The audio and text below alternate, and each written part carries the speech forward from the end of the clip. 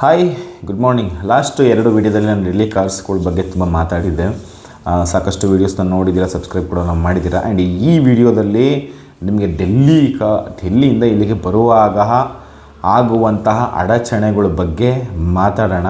ಮತ್ತು ನನಗೆ ಸ್ಟಾರ್ಟಿಂಗ್ನಲ್ಲೇ ಒಂದು ಎರಡು ಕಹಿ ಘಟನೆ ಆಗಿತ್ತು. ಅದರಲ್ಲಿ ಇವತ್ತು ಆ 2 ಕಹಿ ಘಟನೆಗಳ ಬಗ್ಗೆ ಇವತ್ತು ನಾನು ನಿಮ್ಮ ಹತ್ರ ಮಾತಾಡ್ತೀನಿ. ಯಾರ್ಯಾರು ಬೈ ರೋಡ್ ಬರಬೇಕು ಅಂತ ಇದ್ದೀರೋ ಮೇ ಬಿ ಈ ವಿಡಿಯೋ ಅವ್ರಿಗೆ ಖಂಡಿತ ಹೆಲ್ಪ್ ಆಗುತ್ತೆ ಅಂತ ಅಂದ್ಕೊಳ್ತೀನಿ. ಸೊ ದಯವಿಟ್ಟು ವಿಡಿಯೋನ ಫುಲ್ ನೋಡಿ ಆ್ಯಂಡ್ ಸಬ್ಸ್ಕ್ರೈಬ್ ಮಾಡ್ಕೊಳ್ಳಿ. ಹಾಗೆ ಕಾರ್ಸ್ನ ಹುಡುಕಾಟದಲ್ಲಿರುವಂತಹ ಸ್ಪೆಷಲಿ ಹೊರಗಡೆಯಿಂದ ತಂದು ಇಲ್ಲಿ ರಿಜಿಸ್ಟ್ರೇಷನ್ ಮಾಡಬೇಕು ಅಂತಿರೋರಿಗೆ ಬೈ ರೋಡ್ ತರೋಂಥವ್ರಿಗೆ ಈ ವಿಡಿಯೋ ಶೇರ್ ಮಾಡಿ. Welcome back my channel. First of all, ನಾನು ಮೊದಲನೇ ಸಲನೂ ಐ ಥಿಂಕ್ 2ನೇ ಸಲನೂ ಆಲ್ಮೋಸ್ಟ್ 1-2 ಸಲ ಸ್ಟಾರ್ಟಿಂಗಲ್ಲಿ ಟ್ರಾನ್ಸ್ಪೋರ್ಟೇಷನ್ಗೆ ಹಾಕಿದ್ದು. ಆಮೇಲೆ ನನಗೆ ಅರ್ಥ ಆಯಿತು, ಟ್ರಾನ್ಸ್ಪೋರ್ಟೇಷನ್ಗೆ ಹಾಕಿದ್ರೆ ಗಾಡಿನ ಡಿಲೇ ಬರುತ್ತೆ ಮತ್ತು ಗಾಡಿ ಸ್ಕ್ರ್ಯಾಚಸ್ಗಳಾಗೋ ಚಾನ್ಸಸ್ ಜಾಸ್ತಿ ಇರುತ್ತೆ. ಬಟ್ ನಂದು ಆಗಿರಲಿಲ್ಲ. ಬಟ್ ಆ ಚಾನ್ಸಸ್ ನಾನು ಬೇರೆಯವ್ರನ್ನ ನೋಡಿದ್ದೀನಿ. ಯಾಕಂದ್ರೆ ನಾನು ತಂದಿದ್ದೆಲ್ಲ ಆಲ್ಮೋಸ್ಟ್ ದೊಡ್ಡ ಗಾಡಿಗಳು, ಚಿಕ್ಕ ಗಾಡಿಗಳು ಯಾವ್ದು ತಂದಿಲ್ಲ. ಬಟ್ ಚಿಕ್ಕ ಗಾಡಿಗಳು ತುಂಬ ಡ್ಯಾಮೇಜ್ಗಳಾಗೋದು ನಾನು ಕಣ್ಣಾರನ್ನ ನೋಡ್ತಿದ್ದೆ. ಡಂಪ್ ಯಾರ್ಡ್ಗೆ ಹೋದಾಗ ಇಲ್ಲೇ ನೆಲಮಂಗಲ BIC ಇಂದ ಒಂಚೂರು ಮುಂದಕ್ಕೆ ಹೋದರೆ ನಾನು ತುಂಬ ನೋಡಿದ್ದೀನಿ. ಅವ್ರು ತೆಗಿಬೇಕಾದ್ರೆ ಇಳಿಸ್ಬೇಕಾದ್ರೆ ರಫಾಗಿ ಇಳಿಸ್ತಾರೆ ಮತ್ತು ತುಂಬ ಇದು ಮಾಡ್ತಾರೆ. ಮತ್ತು ಏನಾರ ಸ್ಪೇರ್ಸ್ ಇದ್ದರೆ ಅದನ್ನ ಎತ್ತಿಬಿಡ್ತಾರೆ. ಒಳ್ಳೊಳ್ಳೆ ಗ್ಲಾಸ್, ಕೂಲಿಂಗ್ ಗ್ಲಾಸ್ ಇತ್ತು, ಬೇರೆ ಕಾಯಿನ್ಸ್ ಏನಾರ ಇತ್ತು ಅಂದರೆ ಎಲ್ಲ ದೇಪ್ಬಿಡ್ತಾರೆ. ಅದರಲ್ಲಿ ನಾನು ನೋಡಿದ್ದೆ. ಮತ್ತು ಹಾಗಾಗಿ ಮತ್ತು ಗಾಡಿ ಬರೋದು ಕೂಡ ತುಂಬ 10 days ಹಿಡಿಯುತ್ತದೆ. ಮತ್ತು ಖರ್ಚು ನೋಡಿದ್ರೆ ಎಲ್ಲ ಅಲ್ಲಲ್ಲಿಗೆ ಬರುತ್ತೆ. ಹಾಗಾಗಿ ಮತ್ತು ನಾವಲ್ಲಿ ಸಪ್ರೇಟಾಗಿ ಬರೋಕ್ಕೂ ನಾವು ಫ್ಲೈಟ್ ಆಗಿರಲಿ ಅಥವಾ ಟ್ರೈನ್ ಆಗಿರಲಿ ಅದಕ್ಕೂ ಎಕ್ಸ್ಟ್ರಾ ಚಾರ್ಜಸ್ ಆಗುತ್ತೆ. ಬಟ್ ವೆಹಿಕಲಲ್ಲೇ ಬಂದುಬಿಟ್ರೆ ನಮ್ಮ ಟ್ರಾವೆಲಿಂಗ್ ಚಾರ್ಜಸ್ ಕೂಡ ಉಳಿಯುತ್ತೆ. ನಾವು ಎಷ್ಟೇ ಜನ ಹೋಗಿರೋ 3 ಜನ 4 ಜನ ಎಷ್ಟು ಜನ ಹೋದರೂ ಕೂಡ ಇದರಲ್ಲೇ ಬರ್ಬೋದು. ಬಟ್ ನಾವು ಸಪ್ರೇಟ್ ಪಬ್ಲಿಕ್ ಟ್ರಾನ್ಸ್ಪೋರ್ಟ್ ಬಂದರೆ ಅದಕ್ಕೂ ದುಡ್ಡು ಕೊಡಬೇಕು, ಫ್ಲೈಟಲ್ಲಿ ಬಂದರೆ ಅದಕ್ಕೂ ದುಡ್ಡು ಕೊಡಬೇಕು. ಮತ್ತು ಡೆಲ್ಲಿಯಿಂದ ಬೆಂಗಳೂರು ಕಾಸ್ಟ್ಲಿ ಇರುತ್ತೆ ಫ್ಲೈಟು. ನಾನು ಆಲ್ಮೋಸ್ಟ್ 2 ಸಲ ಚೆಕ್ ಮಾಡಿದಾಗ 16,000 ಇತ್ತು. ಬೆಂಗಳೂರು ಟು ಡೆಲ್ಲಿ ಕಮ್ಮಿನೇ ಇರುತ್ತೆ. 4,000, 5,000, 6,000, ಮ್ಯಾಕ್ಸಿಮಮ್ ಅಂದರೆ 7-8 ಸಾವಿರ ಇರ್ತದೆ. ಮಿಡ್ ಅಂದರೆ ನಮಗೇನೋ ಹಾಲಿಡೇಸ್ ಇಲ್ಲ, ನಾರ್ಮಲ್ ಡೇಸಲ್ಲಿ ಅಷ್ಟೇ ಇರುತ್ತೆ. ಮ್ಯಾಕ್ಸಿಮಮ್ 6,000 ಆಜು ಬಾಜಲ್ಲಿ ಇರುತ್ತೆ ಅಷ್ಟೇ. ಬಟ್ ಅಲ್ಲಿಂದ ಇಲ್ಲಿ ಬರಬೇಕಾದ್ರೆ ಕಾಸ್ಟ್ಲಿ ಇರುತ್ತೆ. ಸೊ ಹಂಗಾಗಿ ನಾನು ಬೈ ರೋಡ್ ಬರೋಣ ಅಂತಲೇ ಪರವಾಗಿಲ್ಲ ಆಗಿದ್ದಾವಲ್ಲಿ 2,500 ಕಿಲೋಮೀಟ್ರ್ ಹೋದರೆ ಹೋಗಲಿ ಅಂದ್ಕೊಂಡು ಬಂದುಬಿಟ್ಟೆ. ಬರಬೇಕಾದ್ರೆ ನನಗೆ ಒಂದು ಸಲ ಏನಾಯಿತು ಅಂತ ಹೇಳಿದ್ರೆ, ಗಾಡಿ ಅನ್ನೋದು ತುಂಬ ಚೆನ್ನಾಗಿತ್ತು. ಯಾವ ಗಾಡಿ ಎಲ್ಲಿ ತಂದಿಂದ ಹೇಳೋಕ್ಕೆ ಹೋಗಲ್ಲ, ಗಾಡಿ ಎಕ್ಸಲೆಂಟ್ ಆಗಿತ್ತು. ಅದ್ರ ಬಗ್ಗೆ ನೋಡ್ರಿ, ನಾನು ಎಲ್ಲ ಫುಲ್ ಚೆಕ್ ಮಾಡಿದ್ದೆ, ಏನೂ ಇಶ್ಯೂಸ್ ಇರಲಿಲ್ಲ. ಬರಬೇಕಾದ್ರೆ ನಾನು ಯಾವುದದು ನೆನಪೇ ಆಗ್ತಿಲ್ಲ, ವಡೋದರ ಎಕ್ಸ್ಪ್ರೆಸ್ ಅದರಲ್ಲಿ ಇದ್ರಲ್ಲಿ ಬರೋಕ್ಕೆ ಶುರು ಮಾಡಿದೆ. ಅದು ಒಂದೇ ರೋಡ್, ಸಖತ ಮಾಡಿದೆ ರೋಡ್, 8 lane ರೋಡ್. ಅದು ಫುಲ್ ಖಾಲಿ ಇರುತ್ತೆ ರೋಡ್. ನೀವು 120, 140 ಆರಾಮಾಗಿ ಬರ್ಬೋದು. ಮೋಸ್ಟ್ಲಿ ಇವಾಗೆಲ್ಲ ಕ್ಯಾಮ್ರಾ ಎಲ್ಲ ಆ್ಯಡ್ ಮಾಡಿದ್ದಾರೆ. ಬಟ್ ಅವಾಗ ನಾನು ಬರ್ತಿರೋ ಟೈಮಲ್ಲೆಲ್ಲ ಇರಲಿಲ್ಲ. ಬಟ್ ಎನಿವೇ ಬರ್ಬೋದು, ಒಳ್ಳೆ ಬೆಸ್ಟ್ ರೋಡ್ ಅಂತ ನಾನು ಸಜೆಷನ್ ಮಾಡ್ತೀನಿ.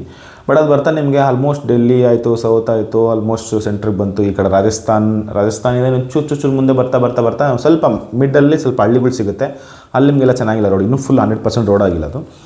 ಅಲ್ಲಿ ನೀವು ಏನಾಯಿತು, ನನ್ನ ಟೋಲ್ ಹತ್ತತ್ರ ಬರ್ತಿತ್ತು.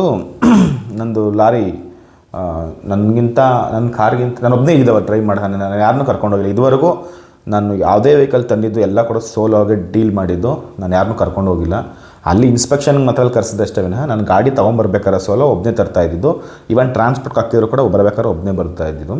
ಆ ಒಬ್ಬನೇ ಬರ್ತಿರ್ಬೇಕಾದ್ರೆ ನಾನು ಆಲ್ಮೋಸ್ಟ್ 140 ಏನೋ ಇದ್ದೆ ಸ್ಪೀಡ್, ಅಷ್ಟೇ ಇದ್ದಿದ್ದು. ಆ 140 ಸ್ಪೀಡಿಂದ ಟೋಲ್ ಹತ್ತಿರ ಬರ್ತಿತ್ತು ಅಂತೇಳಿ ನಾನೇನು ಮಾಡಿದೆ, ಲೆಫ್ಟಿಗೆ ಹಾಕ್ಕೊಳ್ತಾ ಸ್ವಲ್ಪ ಸ್ಲೋ ಎಕ್ಸಿಲೇಷನ್ ಮಾಡೋಣ ಅಂತ ಹೇಳಿ ಬ್ರೇಕ್ ಓದ್ತಾ ಇದ್ದೀನಿ. ಬ್ರೇಕ್ ಹಿಡಿತಾ ಇಲ್ಲ.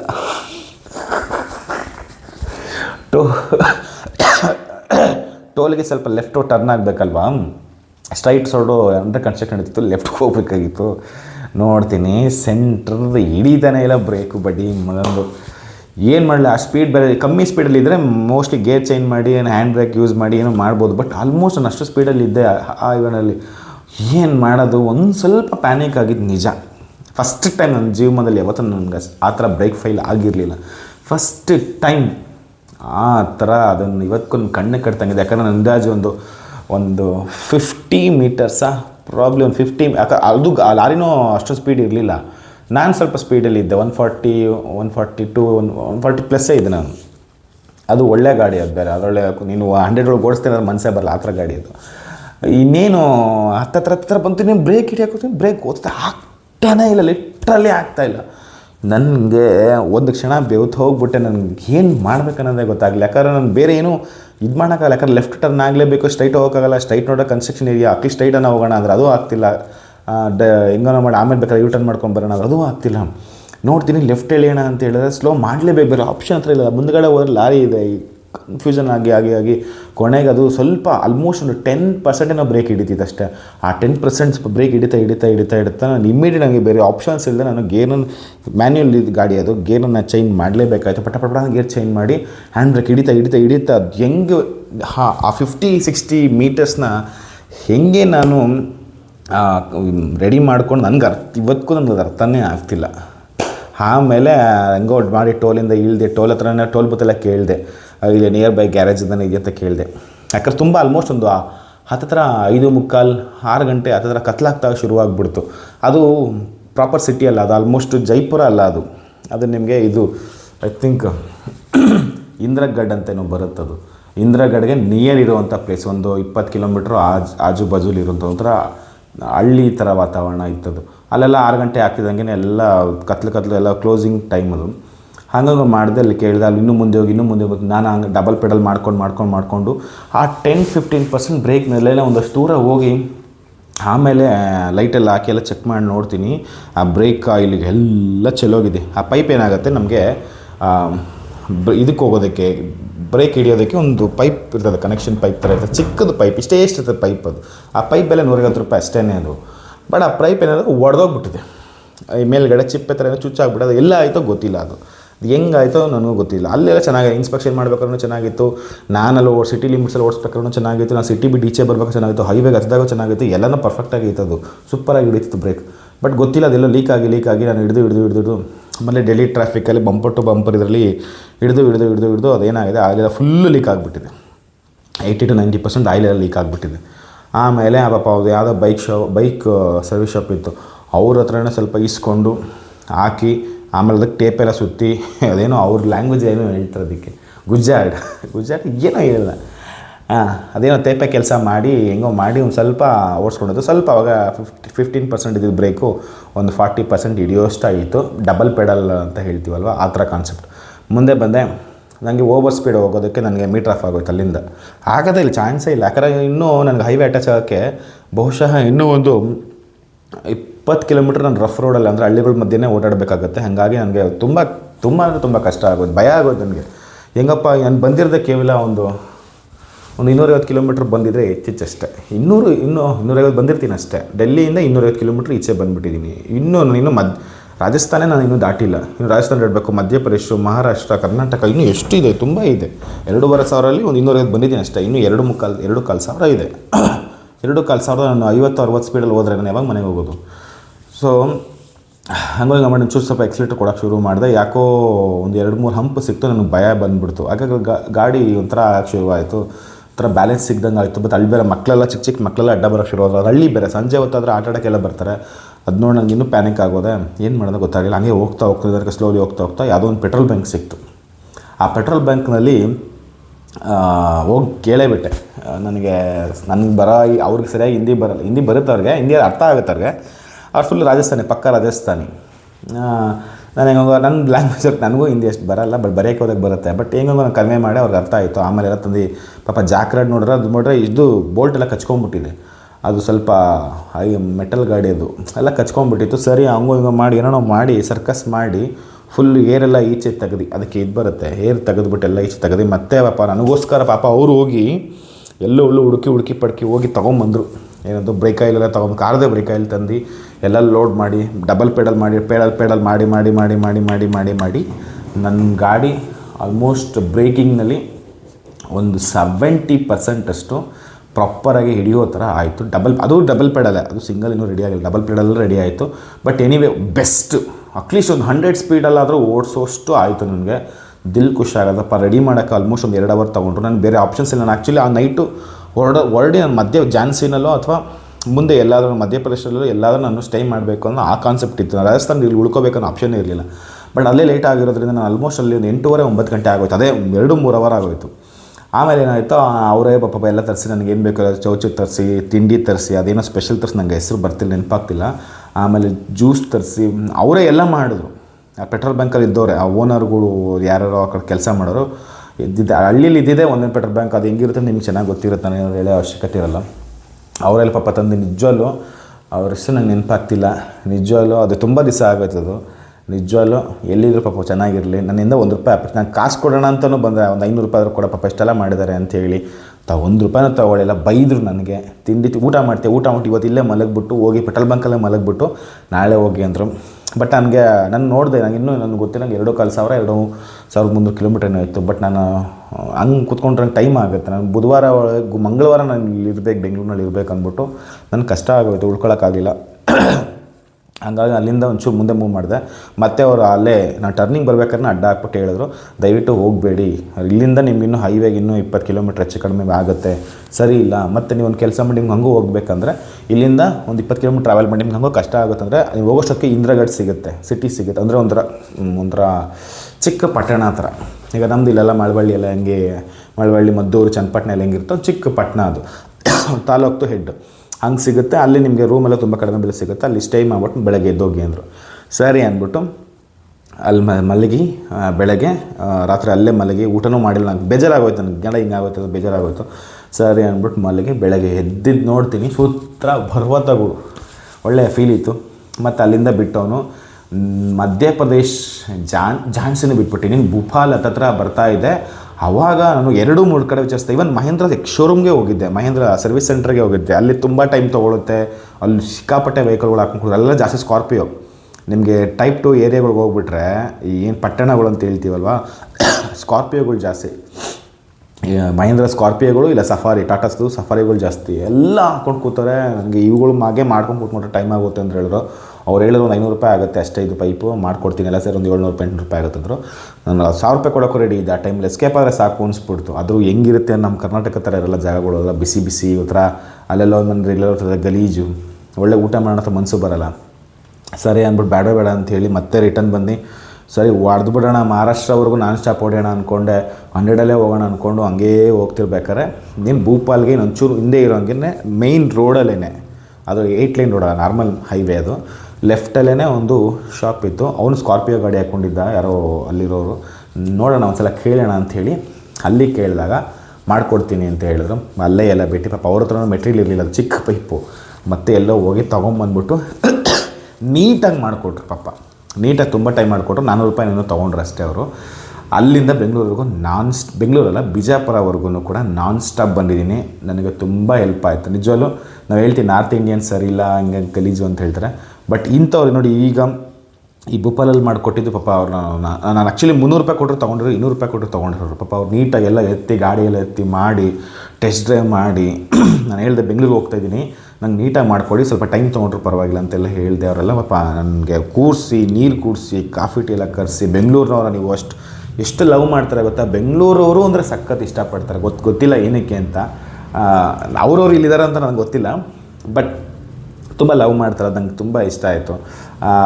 ಅವ್ರ ಆತಿಥ್ಯ ನಂಗೆ 2 ಕಡೆನೂ ತುಂಬ, ಅವರಂತೂ ಸೂಪರ್ ಅಮೇಝಿಂಗ್ ಪೀಪಲ್. ಇವರಂತೂ ಅಟ್ಲೀಸ್ಟ್ ಬೆಳಕಿತ್ತು ಎಲ್ಲ ಮಾಡಿ ಅಲ್ಲಿಂದ ಬಿಟ್ಟು ನಾನು ಇನ್ನೆಲ್ಲೋ ಕಾಫಿ ಟೀ 1-2 ಕಡೆ ನಿಲ್ಲಿಸಿದ್ದೆ ಅಷ್ಟೇ. ಪಟ ಅಂತ ನನಗೆ ಬಂದುಬಿಟ್ಟೆ. ಇದು ಒಂದು ಇನ್ಸಿಡೆಂಟ್. ಇದೇ ಥರ ಇನ್ಸಿಡೆಂಟ್ನಲ್ಲಿ ಇದೇ ಥರ ಹೊಡ್ಕೊಂಬರ್ತಿರ್ಬೇಕಾರೆ ಸೇಮ್ ಅದೇ ರೋಟಲ್ಲಿ ನಾನು ಜಾಸ್ತಿ, ನಾನು 90% ಬಂದಿರಲ್ಲ ಅದೇ ರೋಟೆ. ಯಾವಾಗೋ ಒಂದು ಸಲ ಹಿಂಗೆ ಬಂದಿದ್ದೀನಿ ಅಷ್ಟೇ, ಇಂದೋರ್ ಈ ಕಡೆ ಆಗ್ರಾ ರೋಡಿಂದ ಹಿಂಗೆ ಬಂದಿದ್ದೀನಿ, ಹೈದರಾಬಾದ್ ಮೇಲೆ ಹಿಂಗೆ ಬಂದಿದ್ದೀನಿ. ಬಟ್ ಮೆಜಾರಿಟಿ ಹಿಂಗೆ ಬರೋದು.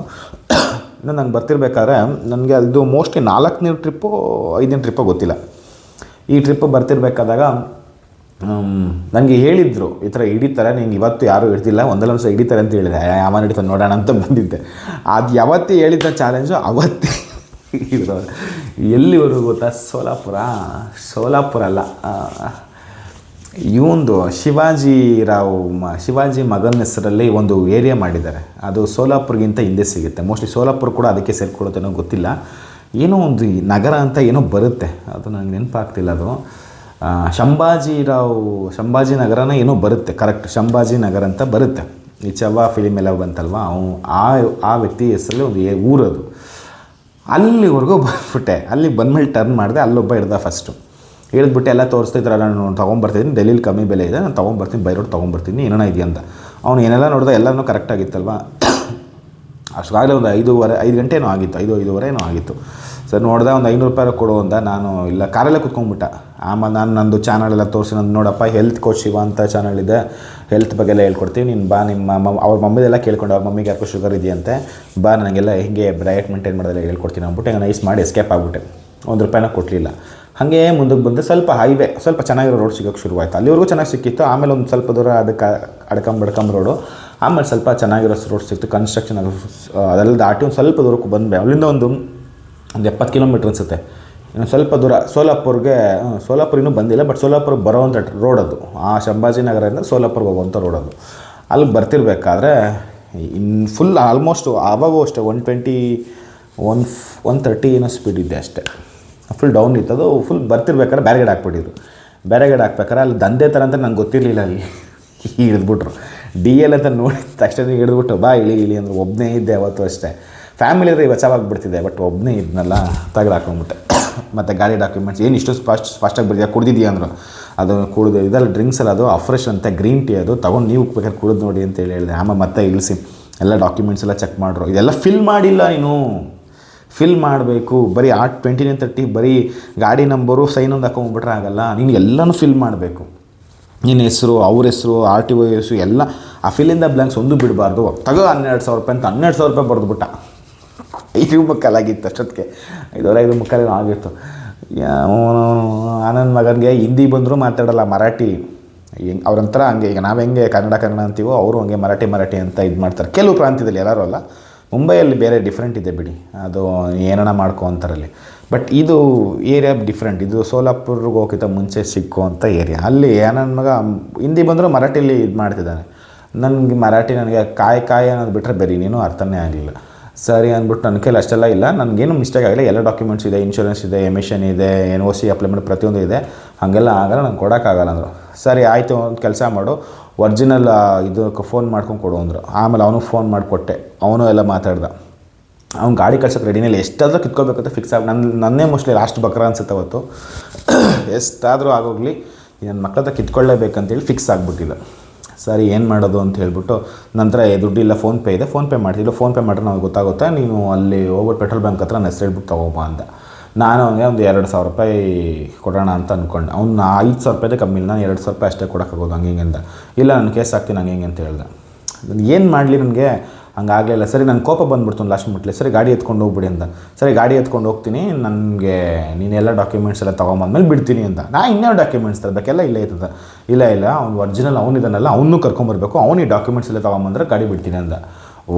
ನಮ್ಮನೆ ಕಿತ್ಕೊಳ್ಳೋರ್ಗೂ ಬಿಡಲ್ಲ ಅನ್ಸುತ್ತೆ. ಅವನು ಮೈಯೆಲ್ಲ ಹುರಿದೋಯ್ತು ನನಗೆ. ಸರಿ, ನಮ್ಮನ್ನು 2,000 ರೂಪಾಯಿ ತಾನೆ ಬಿಸಾಕೋಣ ಅಂದ್ಬಿಟ್ಟು ಮತ್ತೆಲ್ಲ ಹೋಗ್ತೀನಿ. ನನ್ನ ಮಗ 2,000 ರೂಪಾಯಿ ಕ್ಯಾಶ್ ಕೊಡೋಕ್ಕೆ ಪೆಟ್ರೋಲ್ ಬಂಕ್ ಅವನು ಎಷ್ಟು 200 ರೂಪಾಯಿನೂ ಎಕ್ಸ್ಟ್ರಾ ತೊಗೊಂಡ. 200 ರೂಪಾಯಿ ಎಕ್ಸ್ಟ್ರಾ ತೊಗೊಂಡ. 1,000 ರೂಪಾಯಿಗೆ 100 ರೂಪಾಯಿ ಕೊಡಬೇಕಂತ. 2,200 ರೂಪಾಯಿ 2,000 ಕೊಟ್ಟು ಮತ್ತೆ ಅವನು ಕೊಟ್ಟು ಬಿಟ್ಟೆ. ನಾನು ಹಿಂಗೆ ಬಂದೆ, ಅವರು ಎಲ್ಲ ಡಿಸ್ಪ್ಯಾಚ್ ಆಗೋದು. ನಂಗೆ ಅವಾಗ ಅರ್ಥ ಆಯಿತು, 6 ಗಂಟೆ ಮೇಲೆ ಬರಬೇಕಿತ್ತು ನಾನು. 5:45 ಬಂದೆ. 15 ನಿಮಿಷ ಸ್ಲೋ ಮಾಡಿದ ಗಾಡಿನ ಚೂರು ಸ್ಲೋ ಓಡಿಸ್ಕೊಂಬಂದಿದ್ರು, ಅಥವಾ ಎಲ್ಲರೂ ಒಂದು ಸ್ವಲ್ಪ ಹೊತ್ತು ನಿಲ್ಲಿಸ್ಬಿಟ್ಟು ಬಂದಿದ್ರೆ ನಾನು ಸೇಫ್ ಆಗಿಬಿಡ್ತಿದ್ದೆ. ಇದು ನಂಗೆ ಒಳಿಲೇ ಇಲ್ವಲ್ಲ ಅಂತ ನನಗೆ ಅವಾಗ ಅದರಿಂದ ಒಂದು ಪಾಠ ಕಲಿತೆ. ಮೊದಲನೇ ಪಾಠ ಗಾಡಿದು ಹಂಗಾಯ್ತು, ಬ್ರೇಕ್ ಫ್ಲೂಯಿಡ್ ಇದಾಗಿ. ಎರಡನೇದು ದುಡ್ಡು ಕಿತ್ಕೊಳ್ಳೋದು. ಇದನ್ನೇ ಸೇಮ್ ಇನ್ನೊಂದು ಕಡೆನೂ ಮಾಡ್ತಾರೆ. ನೀವು ಆಂಧ್ರಾಗೆ ಹೋಗೋಕ್ಕಿಂತ ಮುಂಚೆ, ಆಂಧ್ರ ಬಂದುಬಿಟ್ರೆ ಸೇಫ್, ಕರ್ನಾಟಕಕ್ಕೆ ಬಂದುಬಿಟ್ರೆ ಸೇಫ್, ಮಾತಾಡೋಂಗಿಲ್ಲ. ಆಂಧ್ರ ಬರೋಕ್ಕಿಂತ ಮುಂಚೆ ಮಹಾರಾಷ್ಟ್ರ ಬಾರ್ಡ್ರಿಂದ ಹಂಗೆ ಬರಬೇಕಾದ್ರೆ, ಆ ಕಡೆಯಿಂದ ನಿಮಗೆ ನಾಂದೇಡ್ ಎಕ್ಸ್ಪ್ರೆಸ್ ಎಲ್ಲ ಬರುತ್ತಲ್ವ, ಹಂಗಿಂದ ಬರಬೇಕಾದ್ರೆ ನಾಗ್ಪುರಲ್ಲಿ ನನಗೆ ಗೊತ್ತಿರೋ ನಾಗ್ಪುರಲ್ಲಿ ಹಿಡಿತಾರೆ. ಇದು ಹಳೇ ರೋಡ್. ಇದು ಡೆಲ್ಲಿಯಿಂದ ಈ ಕಡೆ ಬರ್ಬೇಕಾದ್ರೆ ಮ್ಯಾಕ್ಸಿಮಮ್ ಜನ ಆವಾಗಿಂದ ಎಲ್ಲರೂ ಇದೇ ರೋಡಲ್ಲೇ ಬರೋದು. ಬಟ್ ಇವಾಗ ಮಾಡಿರೋ ರೋಡಿಂದನೂ ಬಂದರೂ ತಗ್ಲಾಕತ್ತೀವಿ, ಹಂಗಿಂದ ಬಂದರೂ ತಗ್ಲಾಕೊಳ್ತೀವಿ. ಆಮೇಲೆ ಸರಿ ಅಂದ್ಬಿಟ್ಟು ಅಲ್ಲಿ ಬಿಟ್ಟವನು ನನಗೆ ನಮ್ಗೆ ಯಾವಾಗ ಕರ್ನಾಟಕ ಕೊಟ್ಟೋಗ್ತೀನೋ ನನಗೆ ಬೇಜಾರಾಗ್ಬಿಡ್ತು. ಅಲ್ಲಿ 6:15 ಅಲ್ಲೇ ಆಗೋಗಿತ್ತು ಅನ್ಸುತ್ತೆ ಮೋಸ್ಟ್ಲಿ. ಅಲ್ಲೇ ಬಿಟ್ಟವನು ಸೋಲಾಪುರ ಅಲ್ಲೆಲ್ಲ ಹತ್ತಿ ಆ ಬೆಟ್ಟ ಗುಡ್ಡೆಲ್ಲ ತಿರುಗಿಸ್ಕೊಂಡು ಪಟ ಅಂತ ಹೇಳಿ ಬಿಜಾಪುರ, ನಮ್ಮ ಕರ್ನಾಟಕ ಕನ್ನಡ ಬೋರ್ಡ್ಗಳು ನೋಡೋವರೆಗೂ ನೆಮ್ಮದಿನೇ ಇಲ್ಲ. ಅಲ್ಲಿ ಬಿಟ್ಟವನು ಪಟ ಅಂತ ಹೊಡ್ಕೊಂಡು ಮೋಸ್ಟ್ಲಿ ನಾನು ಮಧ್ಯರಾತ್ರಿ 1-2 ಗಂಟೆ 3 ಗಂಟೆ ಏನೋ ಆಗಿರಬಹುದು ಅನಿಸುತ್ತೆ. ಬೇಜಾರೇ ಅರ್ಧಾಗೋಯ್ತು. ಎಲ್ಲ ನಿಲ್ಲಿಸಿಲ್ಲ ನಾನು. ನನಗೆ ಸದ್ಯ ಕರ್ನಾಟಕ ಸೇರ್ಕೊಂಡ್ರೆ ಸಾಕು ಅನಿಸ್ಬಿಡ್ತು. ಆ ಮ್ಯಾಪ್ನ ನೋಡ್ತಾನೇ ಇದೆ, ನನ್ನ ಮಗಂದು ಯಾವಾಗ ಕರ್ನಾಟಕ ಕಾಣಿಸುತ್ತೋ ಅಂತ ಖುಷಿ ಆಗ್ಬಿಟ್ಟಿತ್ತು. ಫೈನಲಿ ಕನ್ನಡ ಬೋರ್ಡ್ಗಳು ಕಾಣಿಸ್ತು, ಕರ್ನಾಟಕಕ್ಕೆ ಸ್ವಾಗತ ಅಂತ ಚಿಕ್ಕದಾಗಿ ಬರ್ದಿತ್ತು. ಅಲ್ಲಿ ನೋಡ್ತೀನಿ ಬಿಜಾಪುರ. ಅಲ್ಲಿ ಬಂದೆ. ಅಲ್ಲಿ ಪೆಟ್ರೋಲ್ ಬಂಕಲ್ಲಿ ಹಾಕಿ 1-2 ಅವರ್ ಅಲ್ಲಿ ರೂಮ್ ಸಿಗೋಲ್ಲ, ಏನು ವೇಸ್ಟ್ ಸಲ ಸಿಕ್ಕೋರು. ಆಲ್ಮೋಸ್ಟ್ ಬೆಳಗಿನ ಜಾವ ಹತ್ತಿರ ಆಗಿತ್ತು. ಮುಂದೆ 2 ಗಂಟೆ ಏನು ಆಗಿರಲಿಲ್ಲ. ಮಧ್ಯರಾತ್ರಿ 12 ಗಂಟೆ 12 ಅಲ್ಲ 1 ಗಂಟೆ ಏನೋ ಆಜು ಬಾಜು ಹಂಗಿತ್ತು. ಒಂದು 2 ಅವರ್ ಮಲಗೋಣ ಅಂತ ಪೆಟ್ರೋಲ್ ಬಂಕಲ್ಲಿ ಹಾಕ್ಬಿಟ್ಟು ಅಲ್ಲೇ ಸುಸು ಮಾಡಿಬಿಟ್ಟು ಅಲ್ಲೇ ಚೆನ್ನಾಗಿ ನೀರು ಕುಡಿಬಿಟ್ಟು ಸನ್ರೂಫ್ ಇತ್ತು ಆ ಗಾಡಿನಲ್ಲಿ, ಸನ್ರೂಫ್ ಓಪನ್ ಮಾಡಿಬಿಟ್ಟು ಫುಲ್ ಕ್ಲೋಸ್ ಮಾಡಿಬಿಟ್ಟು ಫುಲ್ ಲಾಕ್ ಮಾಡಿಬಿಟ್ಟು ಆರಾಮಾಗಿ ಮಲ್ಕೊಂಡೆ. 2 ಅವರ್ ಮಲಗಿದೆ. ಮತ್ತೆ ಬೆಳಗಿನ ಜಾವ 4 ಗಂಟೆ ಅನಿಸುತ್ತೆ, 4 ಗಂಟೆ ಪಟ ಅಂತ ನಾನ್ ಸ್ಟಾಪ್ ಎಲ್ಲೂ ನಿಲ್ಲಿಸ್ತಾ ಹೊಡ್ಕೊಂಡು ಹೋಗ್ಬಿಟ್ಟೆ. ಮೋಸ್ಟ್ಲಿ ಮಧ್ಯದಲ್ಲಿ ಎಲ್ಲೋ ಒಂದು ಕಡೆ ನಿಲ್ಲಿಸಿ ಟೀನೋ ಬಜ್ಜಿನೇನೋ ತಿಂದೆ ಅನಿಸುತ್ತೆ. ಅಷ್ಟೇ, ನಾಷ್ಟ ಇಷ್ಟ ಏನೂ ಮಾಡಿಲ್ಲ. ಪಟ ಅಂತ ಚಿತ್ರದುರ್ಗವರೆಗೂ ಬಂದುಬಿಟ್ಟೆ. ಚಿತ್ರದುರ್ಗದಿಂದ ತುಮಕೂರಿಗೂ ಆರಾಮಾಗಿ ಬಂದುಬಿಟ್ಟೆ. ಮತ್ತು ತುಮಕೂರಿಂದ ಬೆಂಗಳೂರು ಬಸ್ಗೆ ಹಿಂಸೆ ಆಯಿತು. ರೋಡ್ ಬೇರೆ ಕನ್ಸ್ಟ್ರಕ್ಷನ್, ಇವಾಗಲೂ ಕನ್ಸ್ಟ್ರಕ್ಷನ್, ಅವಾಗೂ ಕನ್ಸ್ಟ್ರಕ್ಷನ್ ಬೇರೆ ಇತ್ತು. ನರ್ಕ ಆಗೋದು ತುಮಕೂರು ಟು ಬೆಂಗಳೂರು ಬರೋಷ್ಟೊತ್ತಿಗೆ. ಆಮೇಲೆ ಫೈನಲಿ ಬೆಂಗಳೂರು ಬಂದಾಗ ನೋಡ್ತೀನಿ ಬ್ಲ್ಯಾಕ್ ಕಲರ್ ಗಾಡಿ ಎಲ್ಲ ಬ್ಲೂ ಆಗಿಬಿಟ್ಟೈತಿ. ಆ ಧೂಳು ನಾನ್ ಸ್ಟಾಪ್. ಸೊ ಇದಿಷ್ಟು ಆ 2 ದೊಡ್ಡ ಇನ್ಸಿಡೆಂಟ್ ಅಂತಲ್ಲ, ಒಂದು ಮಜಾ, ಒಂದು ಎಕ್ಸ್ಪೀರಿಯೆನ್ಸ್. ಆ ಫಸ್ಟು ಇದರಲ್ಲಿ ನನಗೆ ಹಳ್ಳಿ ಜನ, ಅಲ್ಲಿ ನೈಟ್ ಸ್ಟೇ ಮಾಡಿದ್ದು, ಆ ಸುತ್ತ ಪರ್ವತಗಳು, ಅಲ್ಲಿನ ಜನ ಕೊಟ್ಟಂಥ ಪ್ರೀತಿ ಅಮೇಝಿಂಗ್ ಅನ್ನಿಸ್ತು. First experience. ಸೆಕೆಂಡ್ ಬ್ಯಾಡ್ ಎಕ್ಸ್ಪೀರಿಯೆನ್ಸ್, ದುಡ್ಡು ತಿನ್ನುವಂತಹ, ಹೆಂಗಾದ್ರೂ ಮಾಡಿ ದುಡ್ಡು ಕಿತ್ಕೊಂಡೇ ಕಳಿಸ್ಬೇಕು ಅಂತ ಕೂತಿರುವಂತಹ ಆ ಮಹಾರಾಷ್ಟ್ರದ ಕೆಲವು ಕುತಂತ್ರಿ ಪೊಲೀಸ್ಗೆ ಧಿಕ್ಕಾರ. ನಮ್ಮಲ್ಲೂ ಇದ್ದಾರೆ, ಎಲ್ಲರೂ ಇದ್ದಾರೆ, ಅದಕ್ಕೆ ಹೇಳಿದ್ದು ಕೆಲವು ಅಂತ ಹೇಳಿದ್ದು. ಏನು ಮಾಡೋಕ್ಕಾಗಲ್ಲ, ಅನಿವಾರ್ಯತೆ ಹಂಗೆ ಸೃಷ್ಟಿಯಾಗುತ್ತೆ. ಬಹುಶಃ ನನಗೆ ಹೆಂಡತಿ ಮಕ್ಕಳವಾಗಿದ್ದಿದ್ದರೆ ನನ್ನ ಪಕ್ಕದಲ್ಲಿ ನಾನು ಅವೆಲ್ಲ ಮಾಡೋಕ್ಕಾಗ್ತಿರ್ಲಿಲ್ಲ. ಮೋಸ್ಟ್ಲಿ ಇದ್ದಿದ್ದು ಅವರು ಅದನ್ನ ಹಿಡಿತಿರ್ಲಿಲ್ಲ. ಇಟ್ಸ್ ಓಕೆ, ಯಾರಾದರೂ ಆಗಿರಲಿ, ನ್ಯಾಯ ಮುಖ್ಯ ಅಲ್ವಾ.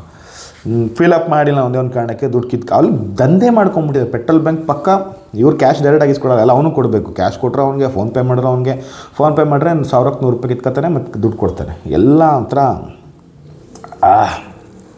ಇದೊಂದು 2 ಎಕ್ಸ್ಪೀರಿಯೆನ್ಸ್. ಒಂದು ಒಳ್ಳೆ ಎಕ್ಸ್ಪೀರಿಯೆನ್ಸ್ ಸಿಕ್ತು, ಪ್ಲಸ್ ಒಂದು ಕೆಟ್ಟ ಎಕ್ಸ್ಪೀರಿಯೆನ್ಸ್ ಸಿಕ್ತು. ಹಾಗಾಗಿ ಬೈ ರೋಡ್ ತರಬೇಕಾದ್ರೆ ತುಂಬ ಹುಷಾರಾಗಿ. ಬಟ್ ನನ್ನ ಬೆಸ್ಟ್ ರೆಕಮೆಂಡೇಷನ್ ಅಂತ ಹೇಳೋದು, ಬ್ರೇಕ್ ಎಲ್ಲ ಫ್ಲೂಯಿಡ್ ಒಂದು ಸಲ ಚೆಕ್ ಮಾಡಿ, ಇಂಜಿನ್ ಆಯಿಲ್ ಚೆಕ್ ಮಾಡಿ, ಬ್ರೇಕ್ ಫ್ಲೂಯಿಡ್, ಸ್ಟೇರಿಂಗ್ ಎಲ್ಲ ಪ್ರತಿಯೊಂದನ್ನು ಪಿನ್ ಟು ಪಿನ್ ಚೆಕ್ ಮಾಡಿ. ನೀವು ಡೀಸೆಲ್ ಪೆಟ್ರೋಲ್ ಎಷ್ಟು ಹಾಕ್ಸಿದ್ರೆ ಮುಖ್ಯ ಅನ್ನೋದಕ್ಕಿಂತ ಅದೇ ಬೇಕಾದ್ರೆ ಸಿಕ್ಬಿಡ್ತಾರೆ ಈಸಿಯಾಗಿ. ನಿಮ್ಗೆ ಯಾರಾದರೂ ಹೆಲ್ಪ್ ಮಾಡಿಬಿಡ್ತಾರೆ. ಪೆಟ್ರೋಲ್ ಖಾಲಿ ಆಯಿತು, ಡೀಸೆಲ್ ಖಾಲಿ ಆಯಿತು ಅಂದರೆ ಹೆಂಗೆ ಬೇಕಾದ್ರೂ ಹೆಲ್ಪ್ ಮಾಡಿಬಿಡ್ತಾರೆ. ಬಟ್ ಗಾಡಿಗೆ ಏನಾದ್ರು ತೊಂದರೆ ಆಯಿತು ಅಂದರೆ ನಿಮ್ಗೆ ಹೆಲ್ಪ್ ಮಾಡೋದು ತುಂಬ ಕಷ್ಟ ಆಗಿರುತ್ತೆ. ಅದು petrol bunk it's a very easy to access. ನೀರು easy to access, air easy to access, ಅದು ಪ್ರಾಬ್ಲಮ್ ಇಲ್ಲ. ಬಟ್ ಕೆಲವೊಂದು ಮೆಕ್ಯಾನಿಕಲ್ ಇಶ್ಯೂಸ್ಗಳಾದಾಗ ಪ್ರಾಬ್ಲಮ್ ಆಗಿಬಿಡುತ್ತೆ. ಬೆಳಗ್ಗೆ ಆಗಿರೋ ಪ್ರಾಬ್ಲಮ್ ಇತ್ತು, ಬಟ್ ನೈಟ್ ಆಗಿರೋದು ಆ ಥರ ಪ್ರಾಬ್ಲಮ್ ಆಯಿತು ಅಂತ ನನ್ನ ಅನಿಸಿಕೆ. ಇಟ್ಸ್ ಓಕೆ, ಒಳ್ಳೆ ಎಕ್ಸ್ಪೀರಿಯೆನ್ಸ್. ಸೊ ಯಾರನ್ನ ಬರಬೇಕಾದ್ರೆ ಇದನ್ನು ಚೆಕ್ ಮಾಡಿ. ಆ್ಯಂಡ್ ಸೆಕೆಂಡ್, ನಾನು ನಿಮಗೊಂದು ಒಳ್ಳೆ ಐಡಿಯಾ ಹೇಳ್ಕೊಡ್ತೀನಿ. ನೀವು ಮಹಾರಾಷ್ಟ್ರದಲ್ಲಿ 2 ಮೇನ್ ರೂಟ್ ನಿಮಗೆ ಡಿವೈಡ್ ಆಗುತ್ತೆ. ಕರ್ನಾಟಕಕ್ಕೆ ಎಂಟ್ರಿ ಆಗಬೇಕಪ್ಪ, ಆಂಧ್ರಕ್ಕೆ ಎಂಟ್ರಿ ಆಗಬೇಕಾದ್ರೆ ಒಂದು ಆ ಕಡೆನ ಆಗ್ರಾ ರೋಡಿಂದ ಬಂದರೆ ನಿಮಗೆ ಹೈದ್ರಾಬಾದ್ಗಿಂತ ಮುಂಚೆ ನಿಮಗೆ ನಾಗ್ಪುರ್ ಸಿಗುತ್ತೆ. ಒಳ್ಳೆ ಏರಿಯಾ, ಆದರೆ ಅಷ್ಟೇ ತಲೆನೋವಿದೆ ಅಲ್ಲಿ ಹಿಡಿತಾರೆ. ಅದಕ್ಕೆ ನಿಮಗೆ ನಾಗ್ಪುರ್ ಸಿಟಿ ಲಿಮಿಟ್ಸ್ ಬರೋಕ್ಕಿಂತ ಮುಂಚೆನೇ ಮ್ಯಾಪಲ್ಲಿ ಚೆಕ್ ಮಾಡಿಕೊಂಡು ಎಲ್ಲಾದರೂ ಒಂದು ಸ್ವಲ್ಪ ಸ್ಟೇ ಮಾಡಿಬಿಡಿ. ಒಂದು 7-7:30ವರೆಗೂ ಸ್ಟೇ ಮಾಡಿಬಿಡಿ. ಸಂಜೆ ಬರೋಂಗಿದ್ರೆ ನೀವು ಸ್ಟೇ ಮಾಡಿಬಿಡಿ. ಇಲ್ಲಾಂದರೆ ಕಾರೆಲ್ಲ ಮಲಗೋದು, ಇಲ್ಲ ಏನೋ ಸ್ವಲ್ಪ ರಿಲ್ಯಾಕ್ಸ್ ಮಾಡೋದು, ಇಲ್ಲ ಊಟ ಮಾಡೋದು ಏನೋ ಮಾಡ್ಕೊಂಬಿಡಿ. 7:30 ಮೇಲೆ ಗಾಡಿ ಎತ್ತಿ. ಅಲ್ಲಿ ಗಾಡಿ ಎತ್ತಿದ್ರೆ ನೀವು ಕರ್ನಾಟಕ ಬರೋವರೆಗೂ ನಿಲ್ಲಿಸಬಾರ್ದು. ಇದು ಮೇಯ್ನ್, ಇದನ್ನು ನೀವು ತಿಳ್ಕೊಳ್ಳಿ. This is secret.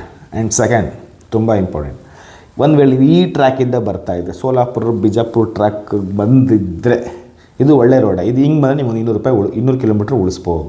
2225 ಕಿಲೋಮೀಟ್ರ್ ಆಗುತ್ತೆ. ಹಿಂಗೆ ಬಂದರೆ ಒಂದು 150 ಕಿಲೋಮೀಟ್ರ್ ಜಾಸ್ತಿ ಆಗುತ್ತೆ. ಅಷ್ಟೇ ಡಿಫ್ರೆನ್ಸ್, ಬೇರೆ ಏನಿಲ್ಲ.